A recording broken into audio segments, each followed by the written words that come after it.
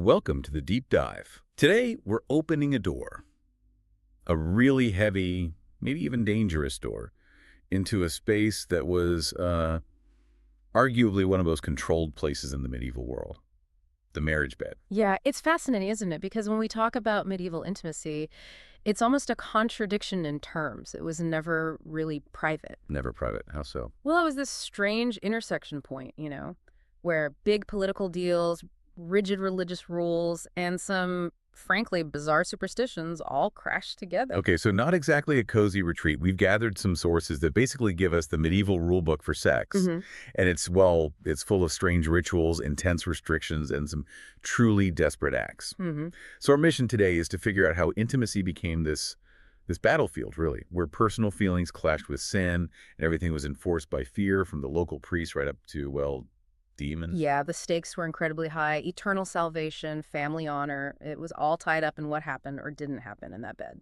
Let's try and picture it. We can use this figure. Let's call her Margot. It's 1347. She's maybe 15. Huh, a very typical age for marriage then. She's standing by a rough bed. It's dark, maybe smells a bit like damp wool. Her new husband, Henrik, probably twice her age, acquired by her father for, some land, a few animals. He's coming towards her. And outside. Outside, you hear shouting, maybe banging on pots and pans, drunken neighbors demanding to be let in, demanding proof. That noise, Yeah. that's absolutely key. Those neighbors aren't just having a party. They're part of the system. They are witnesses, enforcers even. So the wedding night wasn't just the start of a marriage, it was a public event, a legal thing. Exactly. It was a transaction being verified publicly. Margot's virginity, that was her dowry, her currency, often worth more than, the actual pigs or land exchanged. Wow. So tell me about this bedding ceremony. The sources make it sound pretty intense, like a total invasion. Oh, it was. Absolutely an invasion. The whole point was to make sure there was no fraud, no deception about the consummation. Guests would literally physically drag the couple to the bedroom. Dog them. Yeah, and undress them, often while singing these really crude body songs. And then, this is crucial, they wouldn't leave. They'd stand right outside the door, listening. Listening for what? For sounds. Specifically, they were listening for the bride's cries of pain. Seriously. Yes. Those cries were considered essentially legal proof that the marriage had been physically consummated, that the transaction was complete. And then came the morning after. The blooded sheets. The notorious blooded sheets, that was the final piece of evidence displayed publicly. If there was no blood, Margot would be in serious trouble. What kind of trouble? Disgrace, certainly. Her family might face financial ruin, having to return the dowry or whatever was exchanged. In some cases, even violence against her for perceived fraud. So the pressure must have been immense. Unbelievable. Which is why we know that faking it was actually pretty common. Women would find ways, prick a finger, use hidden animal blood, anything to make sure those sheets showed the expected proof. The desperation. It really shows how vulnerable she was. Yeah. And it was all based on, flawed medical ideas. Completely flawed. The medical understanding, inherited mostly from ancient Greek and Roman writers, was just wrong. How so? They believed the hymen was a solid barrier, like a complete seal. So if it wasn't intact, that was seen as absolute, undeniable proof she wasn't a virgin. But that's not how it works, right? Not at all. It ignores natural variations, ignores that things like heavy work or even riding a horse could affect it. But the law and public honor were literally built on the centuries-old medical mistake. So the community polices the start. Yeah. But once the door is finally shut, does the church step in to control what happens next? Absolutely. The focus shifts from public shame to eternal damnation. The church had its own incredibly detailed rulebook for married life. And pleasure, that was basically off the table. Off the table, even in marriage. There's that famous line from St. Jerome, way back in the 4th century. He said, "A man who loves his wife too ardently is an adulterer." An adulterer with his own wife. Exactly. The idea was that sex was only for procreation. Any enjoyment, any passion, even with your spouse, was seen as corrupting the soul. It distracted from God. And this wasn't just, general advice. Thomas Aquinas made it official, right, in the Summa Theologica. He did, around 1265.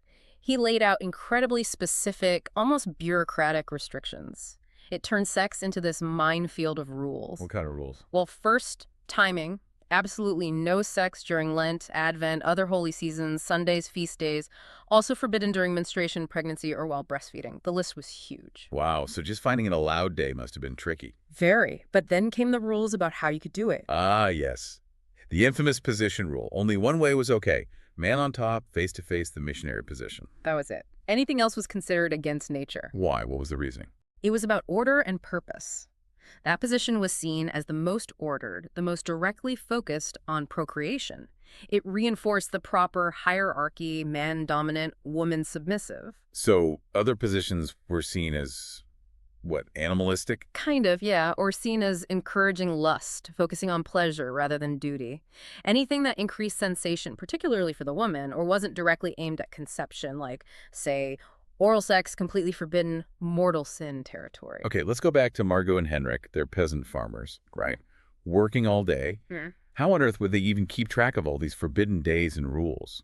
That's the practical reality, isn't it? It created constant anxiety. Scholars actually crunched the numbers based on Aquinas' rules. If a couple followed every single rule, liturgical calendars, menstruation, pregnancy, Sundays, they might only be allowed to have sex about 50 days a year. 50 days out of 365. Roughly, yeah. So imagine you're under biological pressure, social pressure to have kids, but almost every time you try, you risk eternal damnation if you break a rule, or even just enjoy it too much. But hang on. If the church wanted procreation, wouldn't forbidding acts or positions that, might actually help things along, wouldn't that undermine their own goal, given what they thought about female arousal being necessary? That's the paradox, isn't it? It shows that theology and social control often trumped even their own flawed understanding of biology. The rules were less about making babies efficiently and more about controlling behavior, enforcing gender roles, and keeping souls pure. Which brings us nicely, or maybe not so nicely, to the biology itself. The understanding of the female body back then was, well, let's just say bizarre. Seems like an understatement. Oh, deeply flawed. And it stemmed from this core idea, again from ancient texts, that women were essentially incomplete or defective men. Defective men. How? The thinking was that female genitalia were just male genitalia that hadn't fully developed or emerged. Like the vagina was seen as an inverted penis, ovaries as internal testicles. The idea was that women lacked the vital heat needed to push these organs outward to achieve the perfect male form. That's quite a perspective. And that fed into some really strange beliefs, like the wandering womb. Yes, the infamous wandering womb, or hysteria. They genuinely believed the uterus wasn't fixed in place, that it could just float around inside the body. Loot? Upwards, mostly, pressing against the heart, the lungs, the brain, causing shortness of breath, fainting spells, emotional outbursts, what they called hysteria, or even madness or suffocation. Good grief. And how did they try to fix that? The treatments were as bizarre as the belief. They basically tried to lure the uterus back down. Lure it, like an animal. Pretty much. They might burn pleasant-smelling things like incense near the vagina, hoping to attract it downwards. Okay. While simultaneously applying foul-smelling substances like burning hair or awful stuff near the woman's nose, trying to repel it from moving further up. That's horrifying. Yeah. And just based on complete anatomical ignorance. Pure ignorance. And this misunderstanding had tragic consequences elsewhere too, didn't it? Particularly around pregnancy and assault. All right, the sources mention this belief that a woman had to experience pleasure, maybe even multiple orgasms to conceive. Yes, and this had devastating legal implications. If a woman accused a man of rape, but then became pregnant. Let me guess. The courts took the pregnancy as proof. Often, yes. They'd argue the pregnancy itself showed she must have experienced the necessary pleasure, meaning she must have, on some level, consented or at least cooperated. It could turn the victim into an accomplice in the eyes of the law. A terrible injustice rooted in bad science. And the fear didn't stop there. Menstruation was seen as toxic. Deeply feared, it was often viewed as a physical sign of Eve's original sin, a monthly reminder of the curse. Sources claim menstrual blood could literally poison things. Poison what? Kill crops, sour wine, make metal rust, even drive dogs mad, just by proximity. Wow. So what did that mean for women? Isolation. In many communities, menstruating women were banished, sent to special huts outside the village, forbidden from entering churches, forbidden from preparing food.